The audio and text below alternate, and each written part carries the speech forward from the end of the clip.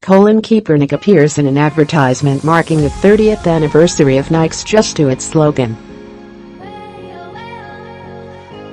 Nike Reuters, by Sunny Bunch September 4 at 4:35 p.m, so you're mad at Nike for hiring someone you hate to hawk products you love. What are you to do? Nike got exactly what it wanted when it decided to make Colin Kaepernick the face of its latest round of ads marking the 30th anniversary of the company's famous Just Do It campaign. Everyone is talking about the shoe manufacturer, and that sort of public relations boost is worth Tuesday's measly multi-point drop in the company's stock price, erasing billions in market capitalization. To register their displeasure with the choice of the former San Francisco 49ers quarterback, who said, "I am not going to stand up to show pride in a flag for a country that oppresses black people and people of color," after taking a knee during the national anthem before a 2016 preseason game. A number of people announced on social media that they were junking their Nike gear.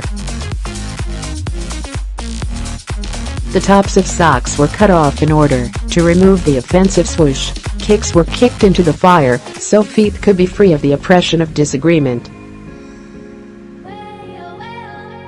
My first instinct, as always during a kerfuffle like this, is to urge forbearance, to remind people that one need not agree with every stance a company, an artist or a family member takes to appreciate them.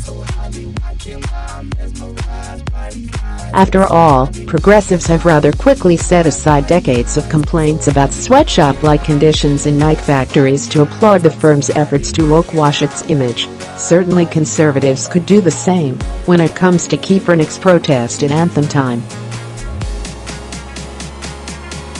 But, in an age when owning the libs is the highest priority for many, how can forbearance compare to angrily destroying one's own property for likes and retweets, and shares and clicks on social media?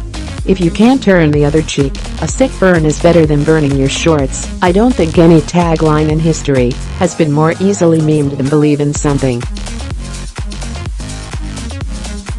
Even if it means sacrificing everything.